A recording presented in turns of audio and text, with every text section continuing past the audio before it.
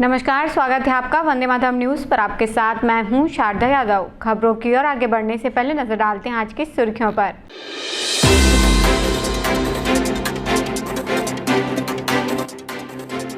जिला प्रशासन एवं कृषि विभाग की संभाग स्तरीय बैठक संपन्न।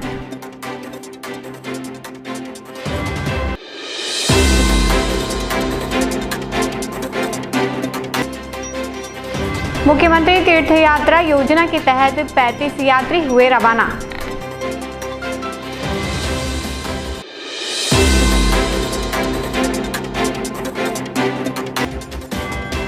बाबा गुरु घासीदास जयंती की तैयारी को लेकर बैठक आयोजित।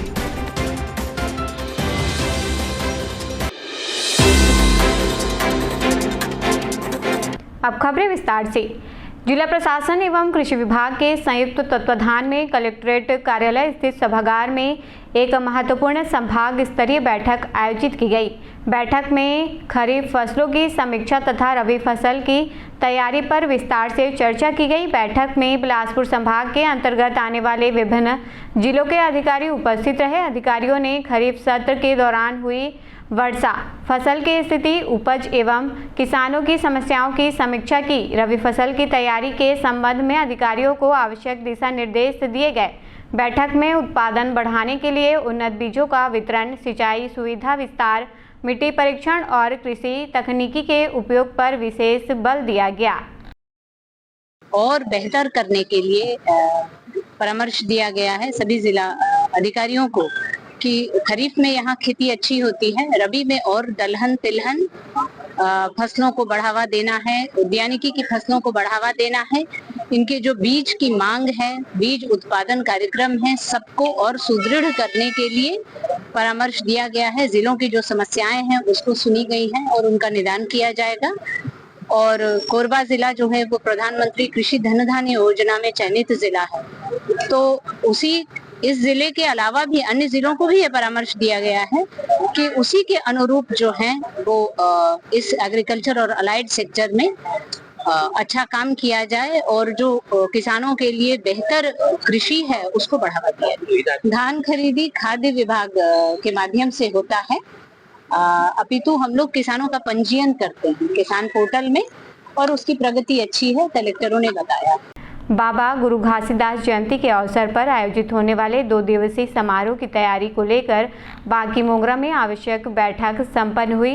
यह बैठक शांतिनगर स्थित सामुदायिक भवन में आयोजित की गई, जिसमें जयंती समारोह की रूपरेखा पर विस्तार पूर्वक चर्चा की गई। निर्णय लिया गया कि कार्यक्रम का शुभारंभ बांकी मोगरा स्थित जैतखाम में ध्वज चढ़ाकर किया जाएगा।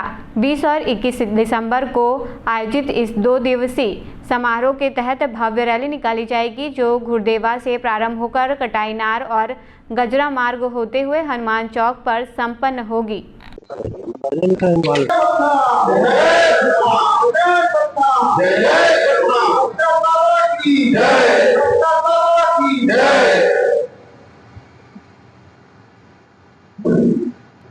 आज क्या है, हमारे आगामी 2 दिवसीय जयंती कार्यक्रम के विषय में आज सतनाम युवा मंच बांकी मोगरा का एक आवश्यक बैठक आयोजित हुआ, जिसे विभिन्न स्थानों से सतनाम समाज को मानने वाले हमारे सतनामी समाज के लोग आज शांतिनगर में इकट्ठा हुए और आगामी रणनीति कैसे हो, कैसे भव्य तरीके से हम जयंती कार्यक्रम को सफल बनाएंगे, इसलिए इस बैठक में सभी लोग का विचार विमर्श किया गया, राय लिया गया और सभी का एक साथ विचार सुनने के बाद यह तय हुआ कि आने वाले टाइम में हम जो पिछले 3 साल से जयंती मनाते आ रहे हैं उसको भी और बड़े भव्य से मनाने के लिए समाज को एक नई दिशा देने का काम करेंगे। इस विषय में आज चर्चा हुई। कोरबा में प्रदेश सरकार की मुख्यमंत्री तीर्थ यात्रा योजना के तहत लोगों को अयोध्या धाम की यात्रा कराने का दौर जारी है। बुधवार की सुबह करीब 8 बजे 35 यात्रियों से भरी बस को नगर निगम कार्यालय से रवाना किया गया। हरी झंडी दिखाकर बस को उसके गंतव्य के लिए रवाना किया गया और सभी यात्रियों की सफल यात्रा की कामना की गई। इस दौरान मौके पर निगम के जनप्रतिनिधि व अधिकारी मौजूद रहे। मुख्यमंत्री तीर्थ यात्रा योजना प्रदेश सरकार की एक महत्वपूर्ण योजना है, जिसका लाभ अब तक कोरबा के हजारों श्रद्धालु उठा चुके हैं।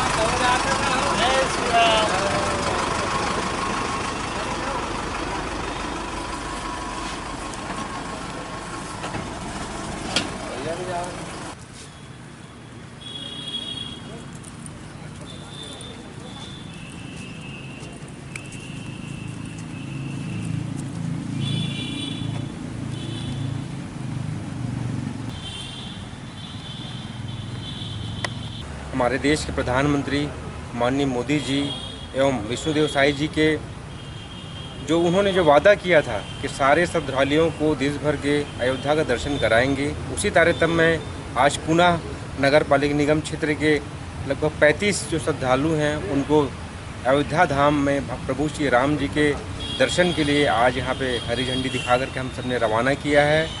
मैं सभी के कुशल पूर्वक सफलतापूर्वक मंगलमय यात्रा के लिए शुभकामनाएं दी। सम्माननीय मुख्यमंत्री आदरणीय विष्णुदेव साई जी ने चुनाव के समय ये वादा किया था कि पूरे छत्तीसगढ़ वासियों को और हम तीर्थ यात्रा कराएंगे। प्रत्येक महीने और नगर निगम क्षेत्र से यहाँ से बस को रवाना किया जाता है। अयोध्या धाम आज यहाँ से जाने वाले 35 तीर्थयात्री गए हैं और भगवान के दर्शन करेंगे। भगवान उनकी सभी मनोकामना पूर्ण करें और वो अपने साथ पूरे कोरबा अंचल वासियों के लिए मनोकामना करके आते हैं। उनकी शुभ यात्रा शुभकामनाएं देते हुए आज हम लोगों ने विदा किया। सर्दियों के मौसम में बुजुर्गों को विशेष सतर्कता बरतने की आवश्यकता होती है। सिद्धिविनायक हॉस्पिटल के डायरेक्टर एवं अस्थि रोग विशेषज्ञ डॉक्टर शद्दलनाथ ने बताया कि ठंड के दौरान बुजुर्गों का प्रतिरोधक तंत्र कमजोर हो जाता है, जिससे जोड़ों में दर्द, जुकाम, खांसी और त्वचा संबंधी समस्याएं बढ़ जाती है। डॉक्टर शद्दलनाथ ने सुझाव दिया कि बुजुर्ग गर्म कपड़े पहने, गुनगुने पेय पदार्थों का सेवन करें और अपनी त्वचा की नियमित देखभाल करें। उन्होंने यह भी कहा कि बुजुर्गों को पर्याप्त मात्रा में पानी पीना चाहिए, क्योंकि ठंड में पानी पीने की मात्रा कम हो जाती है, जिससे डिहाइड्रेशन की समस्या हो सकती है। साथ ही उन्होंने सलाह दी कि बुजुर्ग हल्की कसरत, टहलना और योग को अपनी दिनचर्या में शामिल करें, जिससे शरीर सक्रिय और स्वस्थ बना रहे।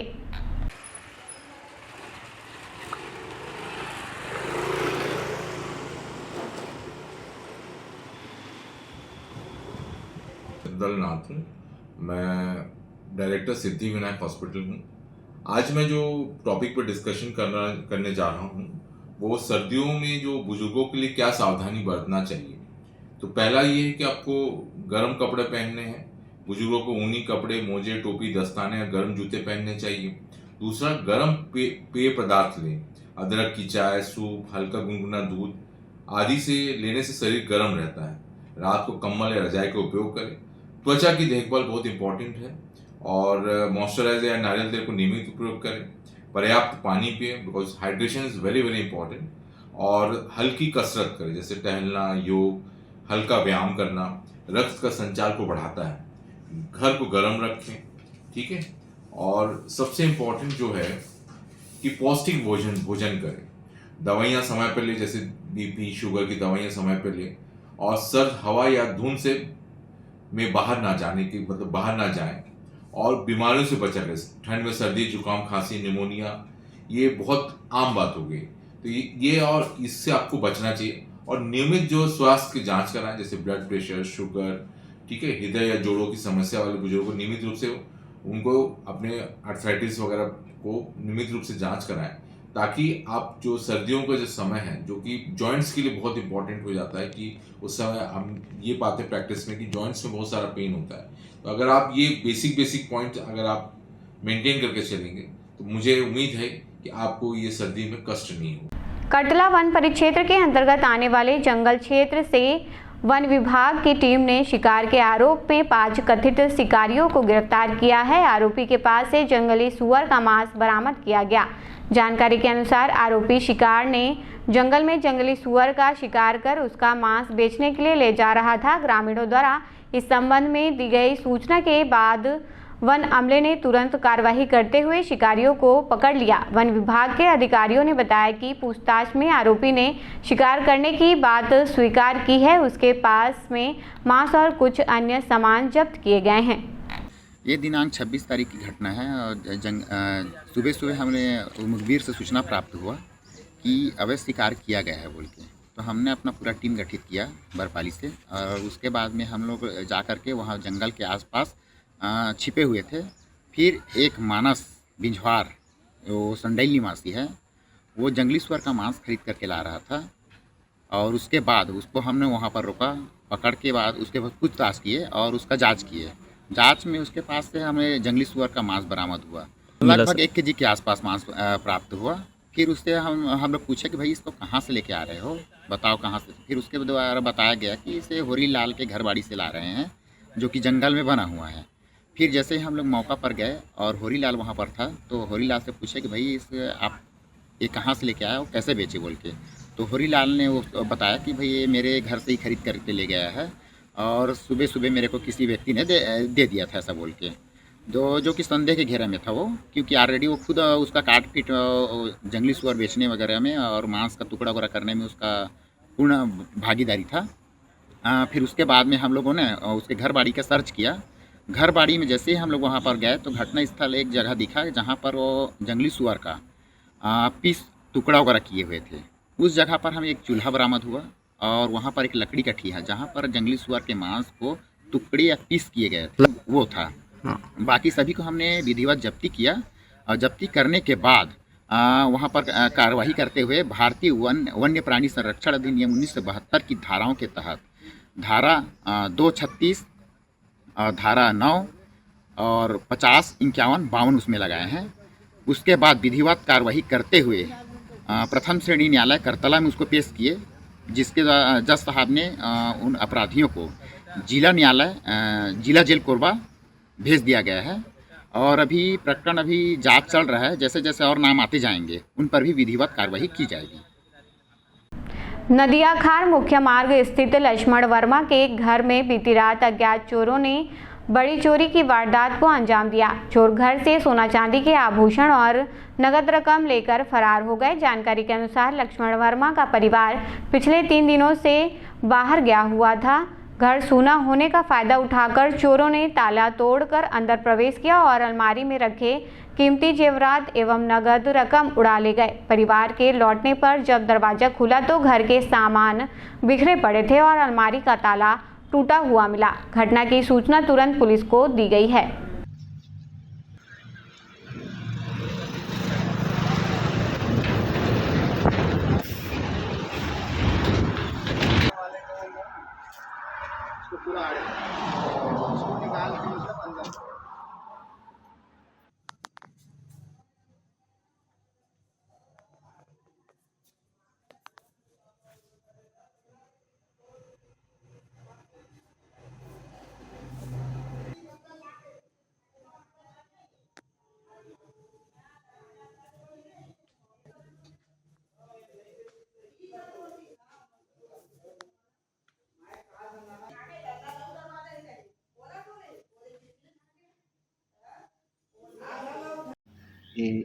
ये कौन सा है बस्ती का है? ये बस्ती आपका प्रगति नगर नदियाखड़ गिरवा घाट। ये कब हुई थी चोरी? ये चोरी हुई है 27 को रात को, मतलब 27 तारीख को। हम लोग मतलब छठी प्रोग्राम में गए थे तो नाइट में आए नहीं थे, तो सुबह सुबह जब आए 28 को। कहाँ गए थे प्रोग्राम में? प्रोग्राम में गए थे चोरभट्टी नवगढ़ जांजगीर जिला जांजगीर चांपा। घर पे कोई नहीं था? घर पे कोई नहीं था, ताला लगा हुआ था। आके देखे तो क्या? आगे देखे तो मतलब सामने वाला डोर का दरवाज़ा का वो टूटा हुआ था, वो तो वहाँ से घुस नहीं पाए, लेकिन बगल वाला जो अपना दरवाज़ा है ना, वहाँ से वो लोग मतलब वो करके अंदर आ गए थे, घुस के तोड़कर। दरवाज़ा नहीं टूटा है उसका, आपका सिटकुनी ही ऊपर की हम लोग, उससे अंदर आ गए? उससे अंदर आ गए।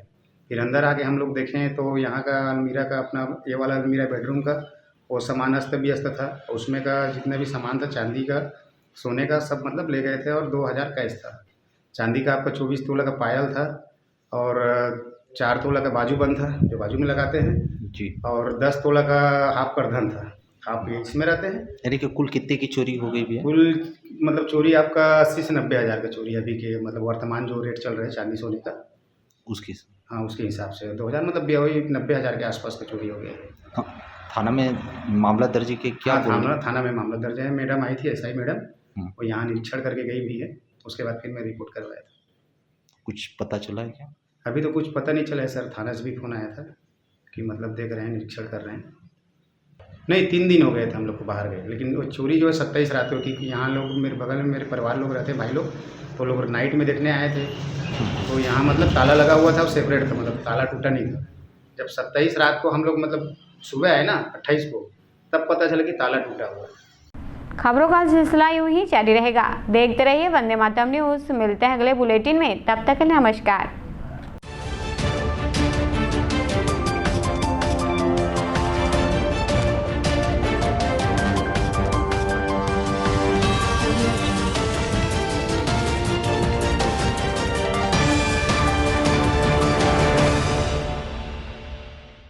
क्रॉसलैंड में आपका स्वागत है। यात्रा सिर्फ जगह देखने का नाम नहीं, ये वो पल हैं जो परिवार के साथ बिताए जाते हैं। ये वो यादें हैं जो जीवन भर साथ रहती हैं। क्रॉसलैंड हॉलिडेज अब आपके अपने शहर कोरबा में। हम आपको लेकर चलते हैं भारतवर्ष के हर कोने में, धार्मिक स्थल हो, ऐतिहासिक धरोहरें हो या रोमांचक पर्यटन स्थल। और अगर आपका मन भारत से बाहर घूमने का हो तो उसका इंतजाम भी हम पूरे दिल से करते हैं। पासपोर्ट और वीजा की सारी परेशानी भूल जाइए, क्योंकि समाधान और सुविधा सब कुछ है क्रॉसलैंड के साथ। हम सिर्फ ट्रिप नहीं बल्कि यादगार यात्राएं और रिश्तों में नई ताजगी देते हैं। यहाँ हर कदम पर मिलेगा नया अनुभव, हर मोड़ पर रोमांच और हर पल में कुछ खास, क्योंकि आपकी यात्रा हमारी जिम्मेदारी है।